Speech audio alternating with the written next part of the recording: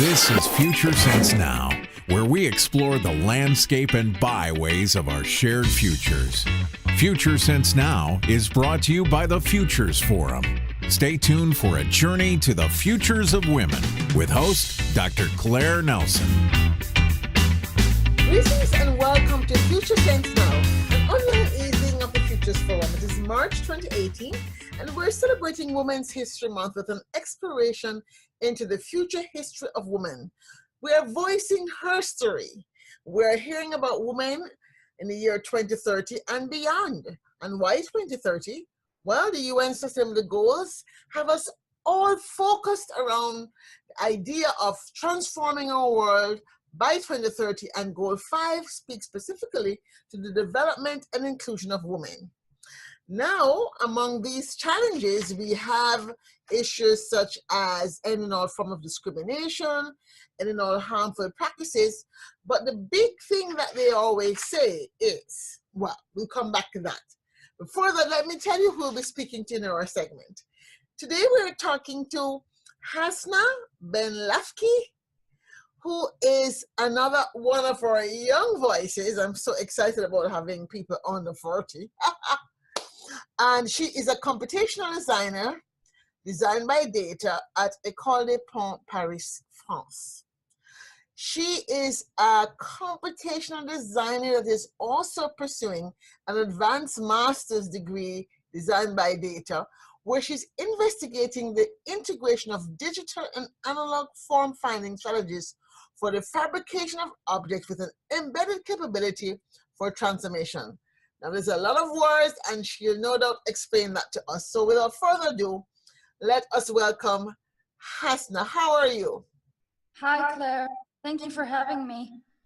So before I go into my long questions, let's hear a little bit more about what is a computational designer.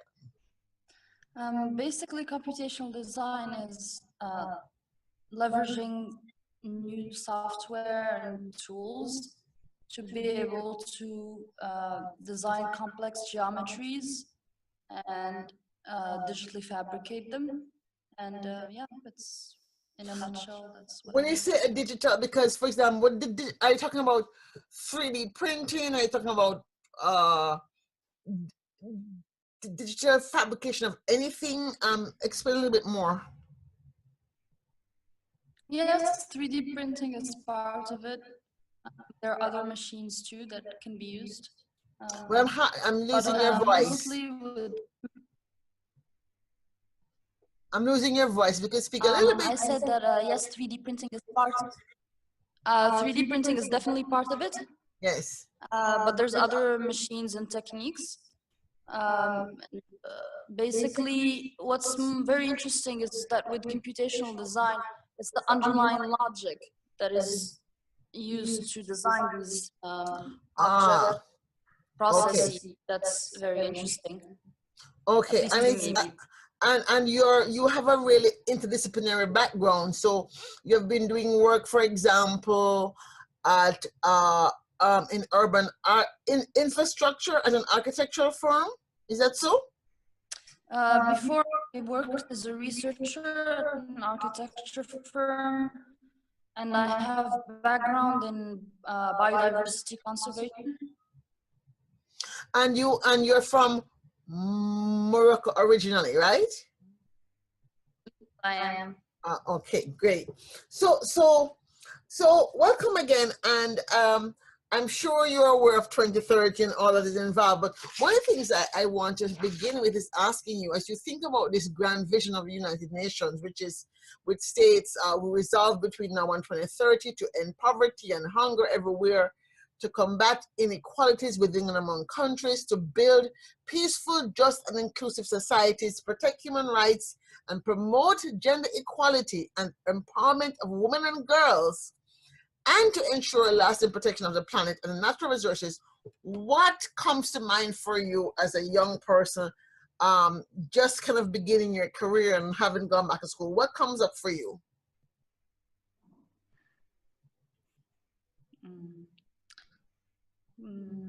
I think that to tackle these large issues there's needs to be systematic changes that are at a very large scale, but they can begin with individuals.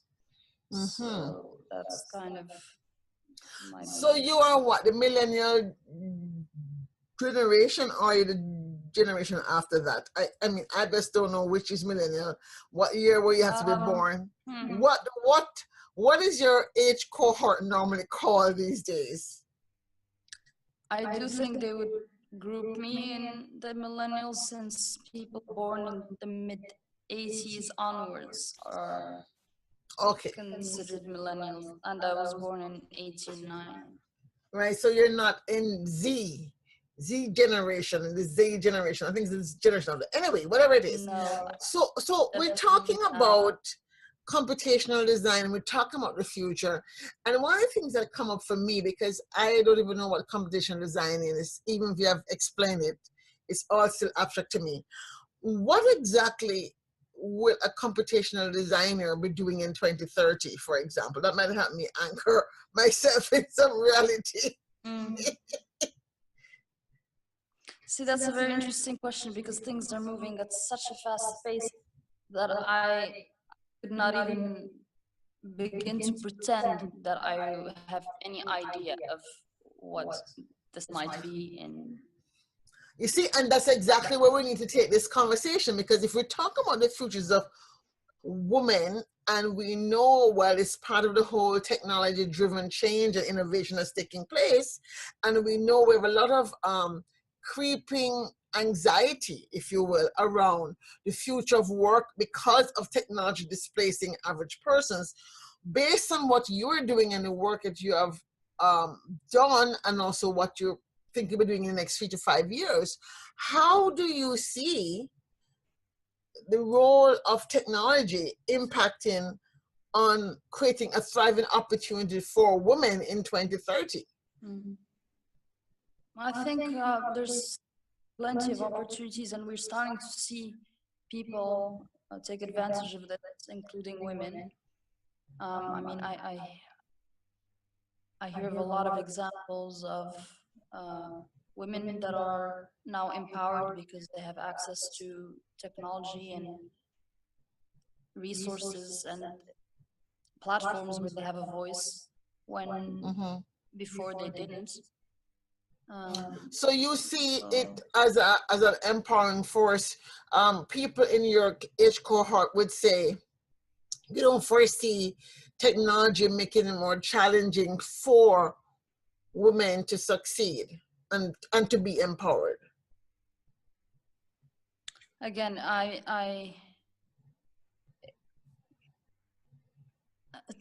this idea that technology is neutral is one that I believe in. I think it just depends on how people use it. I mean, it can be used to disempower people. It can be used to empower them. This is applicable to women. I don't know how it's going to go, because, you know, I can't predict the future, but I'm seeing examples of ways that it is empowering and examples of ways that it's not empowering. So even today,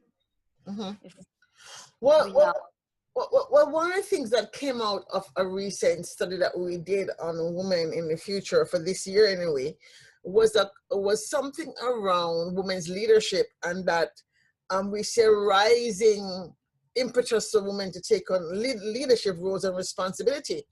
Do you find in the field of computational design that there's a lot of young women getting into this field in the first place? I am seeing a lot of women interested, and there's a little community of women throughout the world working in technology, and I think it's growing. But then I don't see necessarily enough representation of women from these fields in ways that reach a large public. Like you might have speakers at an event around these topics, and most of them will be men. Maybe, you know, there's going to be publications that might cover the work of people working in this field, and a lot of the time I don't think enough women get enough coverage where it is they're doing amazing work too. But that's, I think the tide is turning a bit on this. But, I mean, it's to be determined. Yeah. So now. That being said, there are examples of women who are very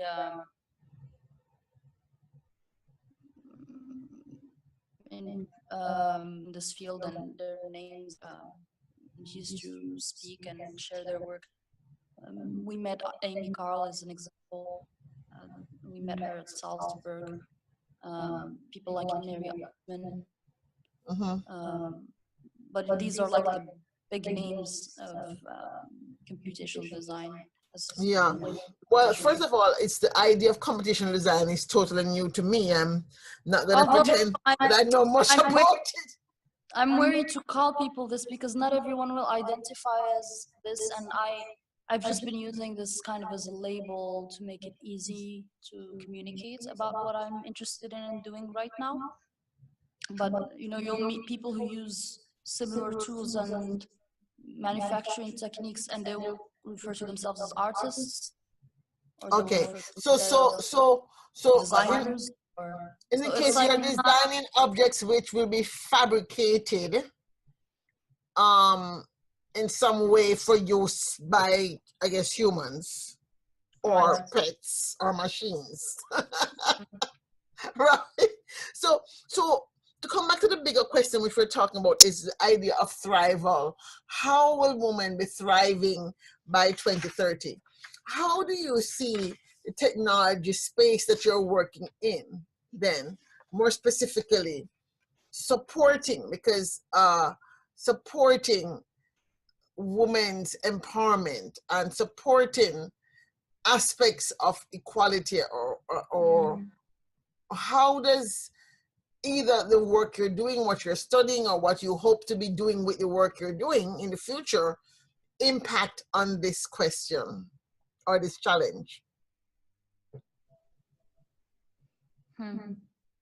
That's a very broad question. I'm not sure how my work, to be honest, will impact women in the future specifically. That's just the honest truth of it. Because I'm not working on a project that's particularly geared towards solving any problem that is specific to women. This is more an answer that someone who's working on a...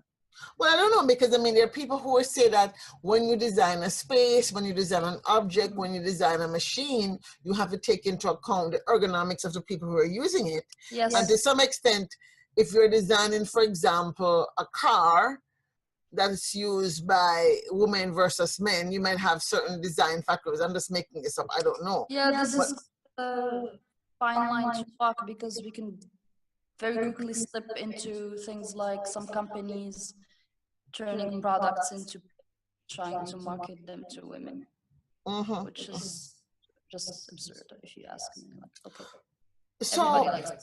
No, some people don't, but... So from your perspective then, I know you went to school in the United States of America. One thing I have to say, there's definitely things that need to be designed better to accommodate women who are the main users. And you can find this in, it's more specific and niche, like maybe people could be designing products that are more accommodating to women during pregnancy. I hear, you know, people are coming up with products that are better products for women in medical context.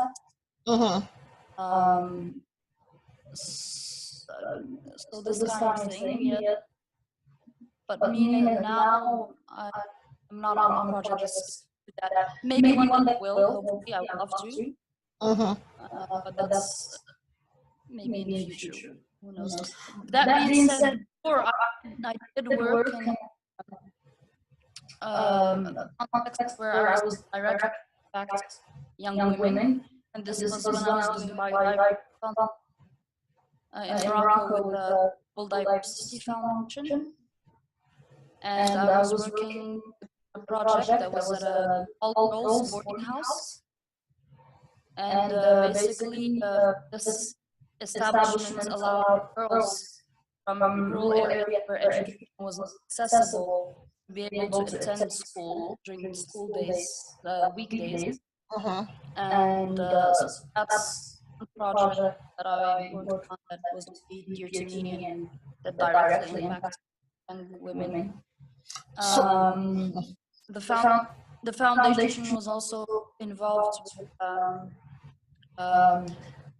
preserving biocultural heritage in Atlas Mountains. This is also very linked to women communities because many times women are the ones who collect medicinal plants, also traditional medicine practitioner, women in communities. So this is what I've done in the past that I think contributes to this, because this is another thing. We need to value, serve what women have done in the past is directly linked to empowering them in the future. You're going in and out a lot, so you're going to have to speak a little bit slower so we don't lose so much of your words. So you're talking about bioculture and women's participation in cultural conservation. And as we think about North Africa and the culture there, are you seeing a backlash in terms of young women that are taking on technology and other factors, or are you seeing a lot of your male counterparts, your peers, being really open to rethinking the gender question? I think it really varies. I cannot make a generalization. It's very varied, very varied. It really depends on the people and the context, demographic. I don't know. Yeah, it's very, you're saying, so what you're saying is that it's really you're not noticing any particular trend either way. It's just really still the very... one thing I can say that is based on, something I've experienced in facts is that there seems to be a huge increase of parents, even people who are not socially or socioeconomically advantaged, really wanting their daughters to get an education. And this is something I saw from my work with the Global Diversity Foundation, is that every year they had more and more girls trying to be registered and enrolled in this establishment. Whereas in the beginning, when they first started doing this work, they had spots left and they had to encourage people to do this. And now they actually have a waiting list that they have to turn people down. And I think this is a trend overall that maybe we can generalize from this, that there is definitely an interest in educating women and young girls. This is from, from their families and their parents.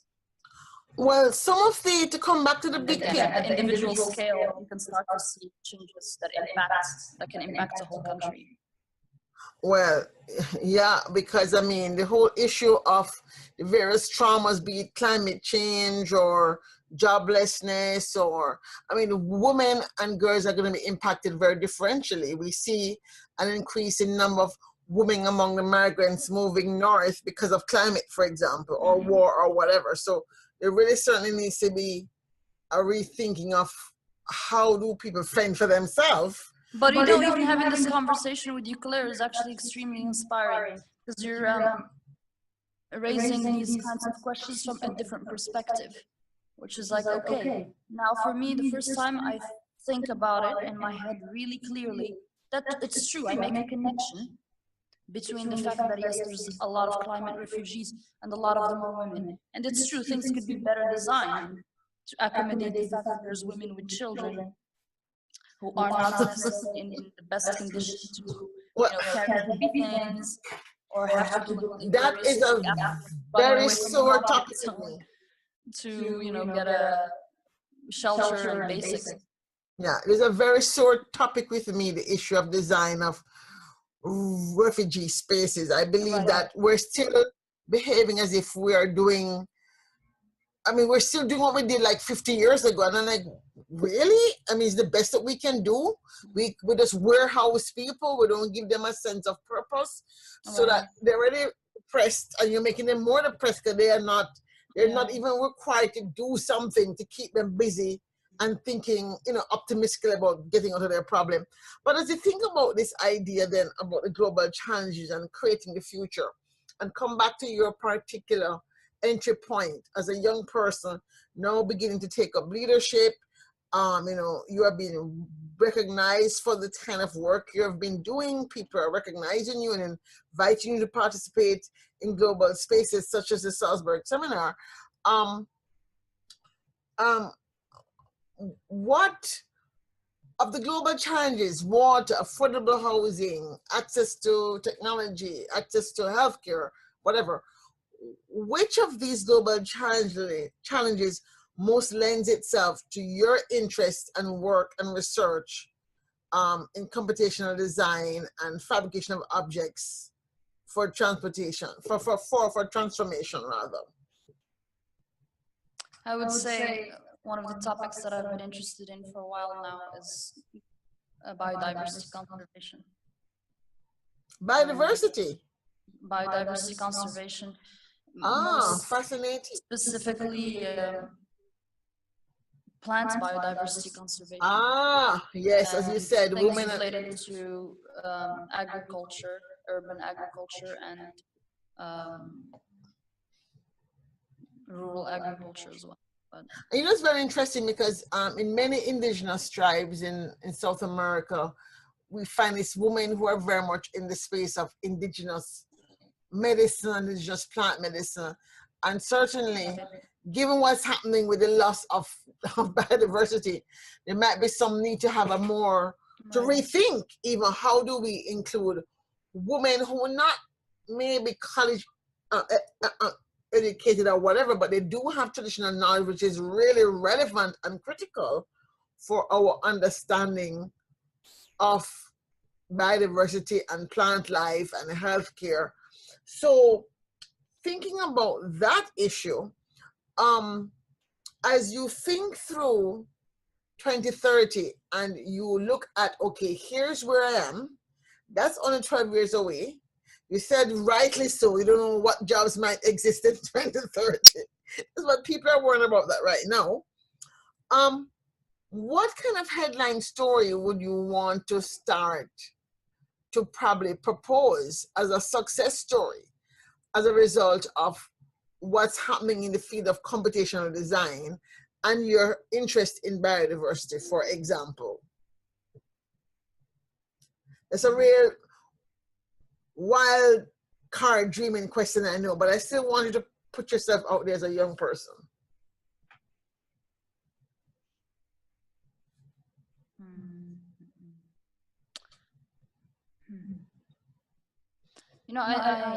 I'm not sure how to answer this question succinctly.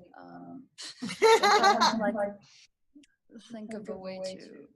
Well, I stumped you. Okay, well then forget about the computational design aspect of it. What kind of future history would you want to see yourself helping to shape? What's your preferred headline for 2030?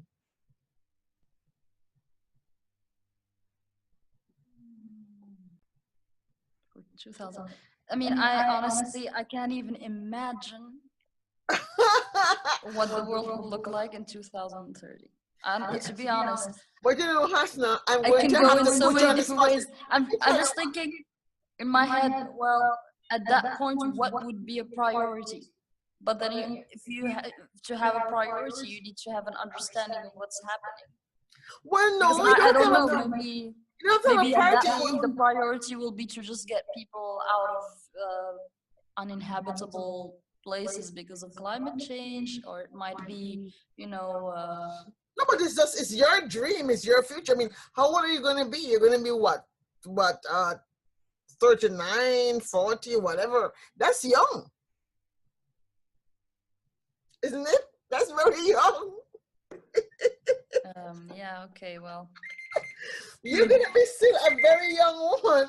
So you better be thinking about what you want to be doing at the age of 40. Yeah, I think I would like to see. Now, I don't know if I will be the one to do this or not. I don't even think in 2030 that it's going to be one person doing things. I hope No, not one it has person. to be a collective kind of endeavor. That's And okay. But what is the end? What still? It can be like 500 women working on it. But you know what I would like to see? I think I'm going to put it this way. I think what I would be very interesting to see is for there to be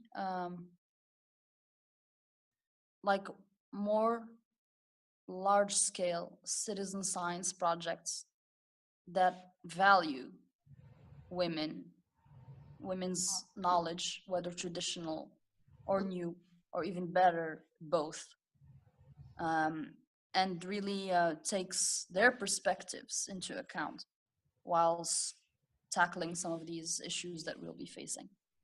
well, I can say this with conviction. Now that you have stated that, and because you have said that you're interested in that issue, I guarantee you that you begin to work on this issue to make that become a reality. Are you optimistic about the future or pessimistic, or my favorite word is neutralistic?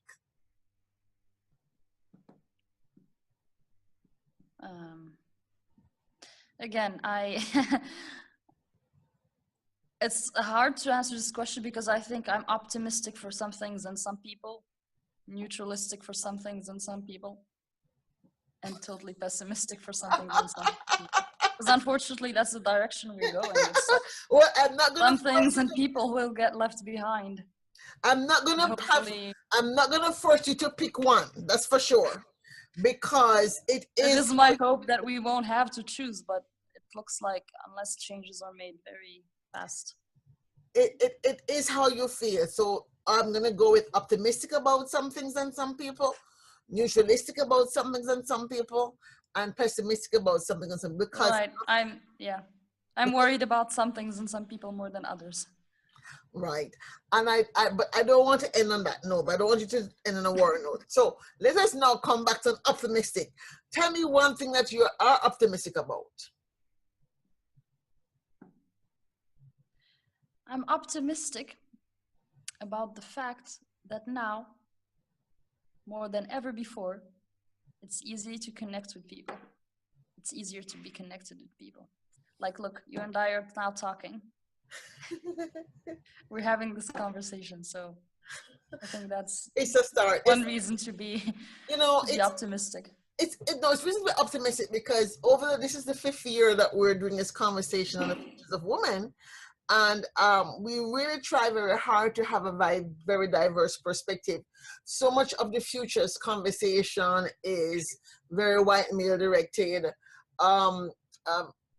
So it's very challenging to hear what women are thinking about the future, to get and also to make sure it's not just women who are from the global north, but women are from the global south, from different cultures and age groups. And this is why I'm so delighted to have an opportunity to introduce a new voice as of somebody who is thinking about the future and who is working in a very interesting area, which will probably become very important to future, society. So thank you. Thank you, Claire. Thank you for taking time to speak with me, HASNAA BENLAFKIH, who is, as I said earlier, a computational designer, currently pursuing her advanced master's degree, Design by Data, at ENPC in France.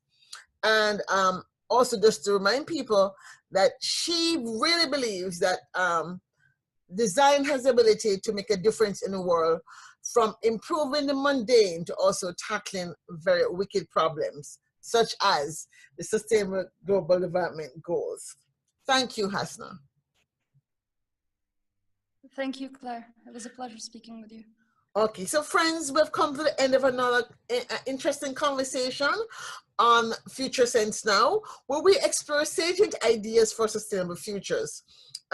We want to remind you that although our conversation has ended, the story continues written by all of us. We are together writing our shared future. It is indeed our shared responsibility. So remember, it is always better to think of yourself as the parent of your future as opposed to be the child of your past. So seize the day and create the future you want. As we say in Jamaica, walk good and safe journeys. You have been listening to Future Sense Now with Dr. Claire Nelson, brought to you by the Futures Forum. For more, please visit www.thefuturesforum.org. Thank you for listening. Spread the word. Share the future.